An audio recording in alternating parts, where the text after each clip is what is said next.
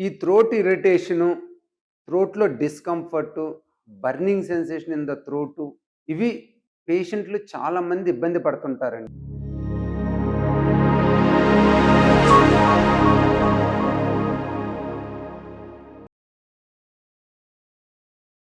రియల్‌గా ఇది ఎంత ఇబ్బందికరము, రియల్‌గా దీన్ని మనం ఎంత సీరియస్‌గా తీసుకోవాలి, దీనివల్ల మనకొచ్చే నష్టాలేంటి, ఇవన్నీ గూడా మనం కన్సిడర్ జేసుకోవాలి.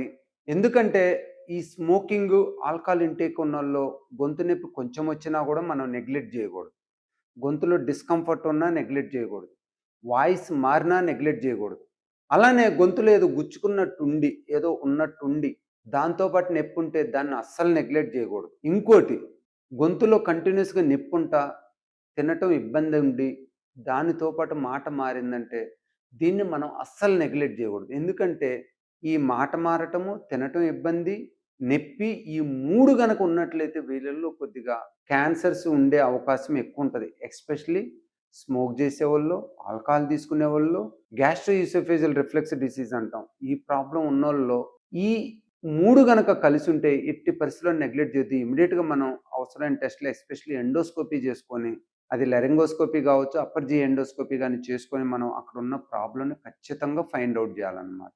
అలానే ప్రతి చిన్నదానికి కూడా భయపడాల్సిన అవసరం చాలామంది ఏమంటారు, గొంతులో గుచ్చుకున్నట్టుందండి, నాకు చాలా భయంగా, దీన్ని క్యాన్సరోఫోబియా అంటాం. మన ఇంట్లో ఎవరన్నా గొంతు క్యాన్సర్‌తో చనిపోయారనుకోండి, గొంతులో చిన్న ఇరిటేషన్ ఉన్నా, కొద్దిగా డిస్కంఫర్ట్ ఉన్నా గూడా, మనకు ప్రతిసారి అదే గుర్తుకొచ్చి, అది మనల్ని కలవరపెడతా ఉంటది. క్యాన్సర్ ఉందేమో, ఎంత చెప్పినా గూడా క్యాన్సరు వాళ్ళ మైండ్‌లోంచి పోదు. అలాంటప్పుడు ఏం చేస్తామంటే పెట్ సీటీ స్కాన్ ఒకటి చేయిస్తాం అనమాట. To confirm nothing is there and to tell the patient also. So, పేషెంట్‌లు ఆ టైంలో కన్విన్స్ అయ్యే అవకాశం ఎక్కువుంటదనమాట.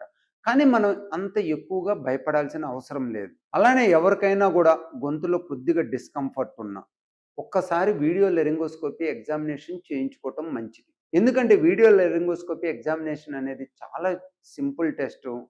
ఆల్మోస్ట్ మనకి గొంతులో ఉన్న మ్యూకోజల్ సర్ఫేస్ అన్ని, ఎపిగ్లాటిస్ కావచ్చు, పైరిఫార్మ్ సైనస్ కావచ్చు, లారిన్స్ కావచ్చు, బేస్ టంగ్ కావచ్చు, అన్నిటిని కూడా చాలా బాగా విజువలైజ్ చేస్తది. దాన్ని మనకు ప్రింటౌట్ కూడా ఇస్తారనమాట. మనం విజువలైజ్ వీడియోలో మంచిగా చూసుకోవచ్చు. అది చేయటం వలన మనకి ఆ డౌట్లు కూడా క్లియర్ అయిపోతాయి. పేషెంట్‌కి కూడా కాన్ఫిడెన్స్ పెరిగిద్దనమాట. సో, వీడియో లారింగోస్కోపీ అనేది ఇప్పుడు ప్రతి చోట అవైలబుల్ అనమాట. దాన్ని ఖచ్చితంగా మనం చేయించుకోవాలి. ఒకవేళ వీడియో లారింగోస్కోపీలో ఏదన్నా ప్రాబ్లమ్ ఉన్నట్లయితే, ఏదన్నా చిన్న కణితి లాంటిది గాని ఉన్నట్లయితే, మనం బయాప్సీ తీసుకొని దాన్ని క్యూర్ చేసుకోవచ్చు. రెండోదేందంటే, ఈ గ్యాస్ట్రో ఈసోఫేజియల్ రిఫ్లక్స్ డిసీజ్ అనేది ఇవాళ రోజు రోజుకి పెరిగిపోతుందండి. వయస్సుతో సంబంధం లేకుండా, అంటే పిల్లల్లోనూ, మధ్య వయసులోనూ, ఓల్డ్ ఏజ్ అందరిలోనూ గూడా ఈ గ్యాస్ట్రో ఈసోఫేజియల్ రిఫ్లక్స్ డిసీజ్ బాగా పెరిగిపోతుంది. దీనికి మెయిన్ కారణం ఏందంటే, మన life style, food habits, sleep, ఇవన్నీ గూడా మ్యాటర్ చేస్తది. మనం ఎక్కువ టెన్షన్ పడతా, సరిగ్గా నిద్రపోకుండా, టయానికి ఫుడ్ తీసుకోకుండా, మసాలా, oil, junk food, coffee, tea ఎక్కువ తీసుకున్నట్లయితే ఈ గ్యాస్ట్రో ఈసోఫేజియల్ రిఫ్లక్స్ డిసీజ్ మనల్ని ఇబ్బంది కలిగించే అవకాశం ఉంటుందన్నమాట. చాలా మందిలో గ్యాస్ట్రో ఈసోఫేజియల్ రిఫ్లక్స్ డిసీజ్ ఉన్నోళ్ళు గొంతులోనే డిస్కంఫర్ట్ చెప్తున్నారు. ఎందుకంటే వీళ్ళలో ఏమవుతుందంటే, ఈ స్ట్రెస్ నుంచి అనుకోండి, జంక్ ఫుడ్ నుంచి అనుకోండి, మన లోయర్ ఈసోఫేజియల్ స్ఫింక్టర్ రిలాక్స్ అయ్యి గొంతులోకి ఆ యాసిడ్ వచ్చి అక్కడ మనకి మంట రూపంలోను, ఫారెన్ బాడీ సెన్సేషన్ రూపంలోను ఏదో గుచ్చుకున్నట్టు ఉంటుందన్నమాట. సో, ఈ గ్యాస్ట్రో ఈసోఫేజియల్ రిఫ్లక్స్ డిసీజ్ అనేది ఇవాళ చాలా కామన్ ప్రాబ్లమ్ అయిపోయింది.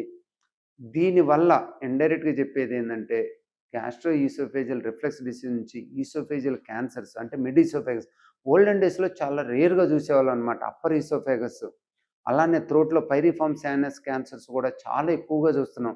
ఎవరైతే స్మోక్ చేస్తా, ఆల్కహాల్ తీసుకుంటా గ్యాస్ట్రో ఈసోఫేజియల్ రిఫ్లక్స్ డిసీజ్ ఉంటదో, వాళ్ళలో అవకాశం చాలా ఎక్కువుంటదనమాట. వ్యాధి ఉండేది క్యాన్సర్ కావచ్చు, పర్సిస్టెంట్ అల్సర్ కావచ్చు. పర్సిస్టెంట్ అల్సర్ గనక ఉన్నట్లయితే అది కొన్ని రోజులకి మనకు క్యాన్సర్‌గా కన్వర్ట్ అయ్యే అవకాశం ఉంటుందన్నమాట.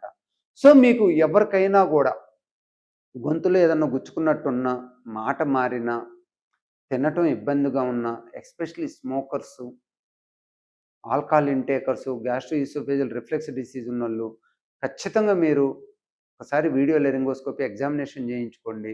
మీరు హైదరాబాద్‌లోని బేగంపేటలో ఉన్న ఏషియన్ ఈఎన్‌టీ కేర్ సెంటర్‌ని సంప్రదించినట్లయితే అక్కడ మిమ్మల్ని డాక్టర్లు పూర్తిగా ఎవాల్యుయేట్ చేసి, ఎండోస్కోపిక్ ఎగ్జామినేషన్ కూడా చేసి, మీకున్న ప్రాబ్లమ్‌లకి సూచనలు, మెడిసిన్స్ అవసరమైతే సర్జరీ చెప్పి, ఆ వ్యాధిని గాని, ఆ సింప్టమ్స్ గాని పూర్తిగా నయం చేయగలుగుతారు.